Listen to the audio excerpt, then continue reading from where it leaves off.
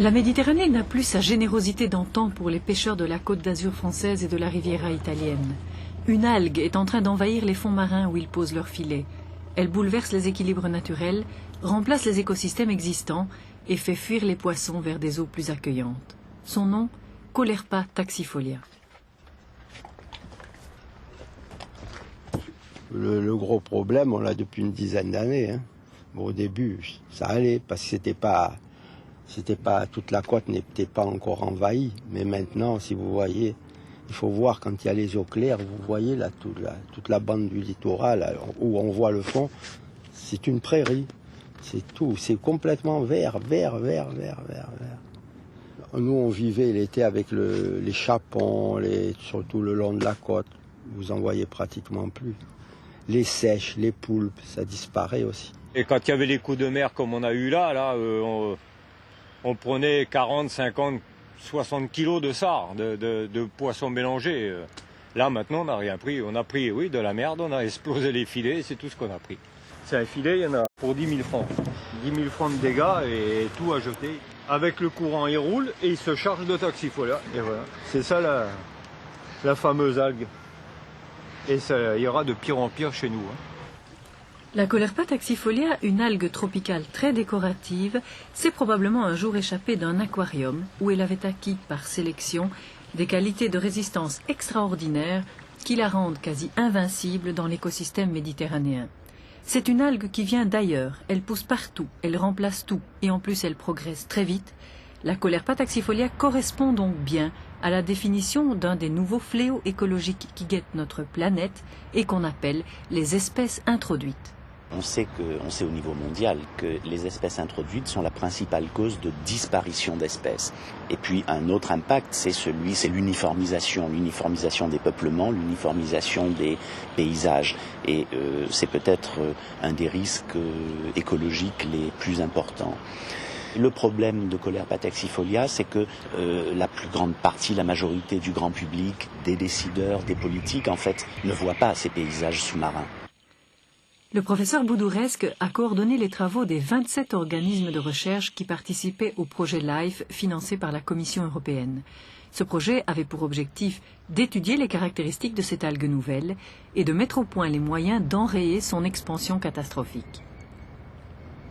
On sait qu'une espèce introduite, une fois introduite, on ne l'éradique pas. Et puis du reste, on n'éradique jamais un problème environnemental. On n'éradique pas une marée noire, on n'éradique pas les émissions de gaz carbonique dans l'atmosphère. On les contrôle, on les diminue, on joue sur des marges. Et dans le cas de Caulerpa taxifolia, comme des autres espèces introduites, c'est la même chose. Donc l'objectif, c'est de contrôler, de limiter l'expansion dans des limites acceptables, à la fois pour les activités humaines et pour l'environnement, c'est-à-dire le patrimoine naturel. C'est le professeur Alexandre Ménez de l'Université de Nice qui a été le premier, il y a 15 ans déjà, à attirer l'attention sur les dangers potentiels de cette algue. En 84, il n'y avait qu'un mètre carré. C'était devant le musée de Monaco. En 89, environ 1 hectare. 90, 3 hectares. Et ensuite, nous avons des surfaces qui ne sont pas entièrement couvertes parce que ce sont des périmètres de zones plus ou moins concernées. En 92, je peux dire qu'il y avait 427 hectares. Il y a 3 ans, environ 4000, 4600, et maintenant nous en sommes au-dessus de 7000. Toutes ces petites épingles représentent des indications qui nous proviennent soit de plongeurs, soit de plaisanciers, soit de pêcheurs, qui nous indiquent, voici, j'ai vu l'algue à tel endroit, ils nous téléphonent, on a distribué des brochures donc, et nous allons vérifier ces informations, et lorsqu'on les a vérifiées, nous mettons une petite épingle, et ça nous a permis de bien comprendre la dynamique de l'invasion de cette algue qui, dans cette région, a déjà pratiquement tout occupé, tout recouvert, tout au moins en partie, et elle progresse maintenant vers l'ouest des Alpes-Maritimes.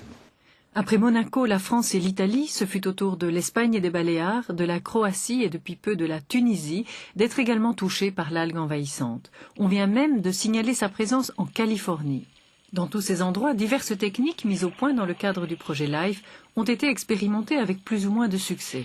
L'aspiration par suceuse hydraulique, l'électrolyse d'ion cuivre, l'application de froid ou de chaud, le sel concentré, l'obscurité sous bâche opaque. Mais toutes ces techniques ne sont valables que pour de petites surfaces. Quand l'étendue avoisine l'hectare, l'effort humain à déployer devient démesuré. C'est pourquoi le professeur Ménez propose une solution à plus grande échelle, la lutte biologique.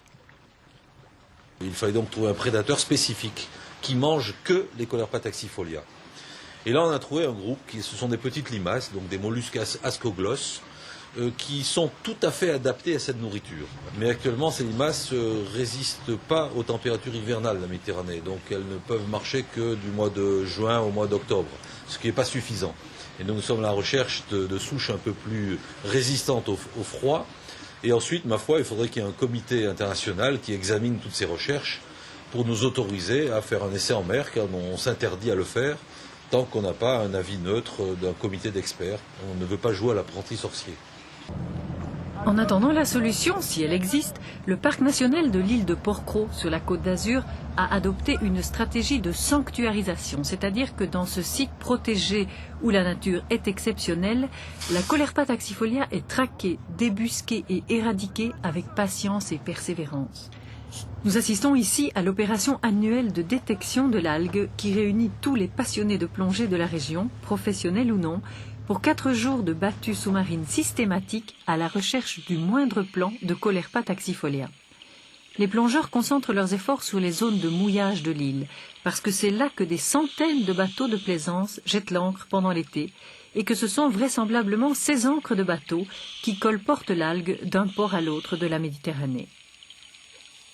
Finalement, dans les radiales que nous avons faites, on a trouvé une vingtaine de boutures qui sont concentrées sur la même zone, qui a été donc balisée et repérée avec le GPS. Et du coup, dès qu'on peut, on va aller enlever par découpage manuel les 20 boutures qu'on a trouvées.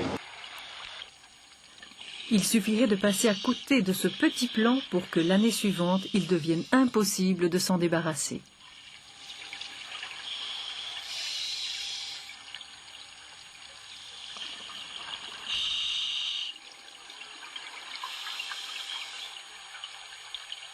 Je ne sais pas si ça sera possible de tenir encore des dizaines d'années pour garder la zone hors Colerpa. Alors, pour l'instant, on peut le faire.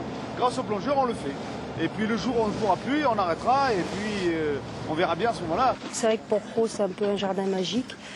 Et on a vraiment envie que ça reste comme ça, quoi. Même si c'est difficile, vu le retard qui a été pris par rapport à la Colerpa, de faire quelque chose, au moins on continue à préserver Porquerolles.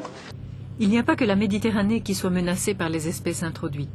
Sur la côte atlantique, les scientifiques de l'IFREMER, l'Institut français de recherche pour l'exploitation de la mer, étudient et cartographient également 2 autres espèces qui sont en train d'étouffer certains secteurs de l'économie locale. Les objectifs sont bien sûr d'arriver à donner des documents qui vont permettre de décider des moyens d'action et de voir si on peut faire quelque chose avec ces espèces invasives. Donc il y a Sargassum muticum qui a défrayé la chronique il y a quelques années parce qu'elle envahissait les secteurs de culture de coquillages, principalement des huîtres.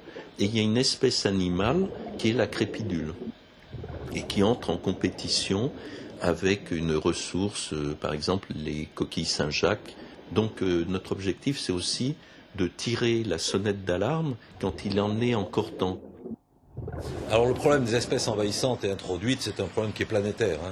On en voit de plus en plus. C'est un phénomène qui est lié au transport, qui sont de plus en plus rapides et qui transportent de plus en plus de grands volumes. Et donc ça amène un genre de mélange général planétaire des espèces les plus solides. C'est comme si on mettait l'ensemble de la biodiversité dans une immense shaker et qu'ensuite on répartit tout ça sur le monde et on aura une homogénéisation planétaire de la biodiversité avec une érosion drastique de la biodiversité. Et on le sait en écologie, lorsque la biodiversité baisse, eh ben, elle peut s'effondrer très rapidement. Et à terme, je pense que c'est grave pour l'homme, pour l'humanité.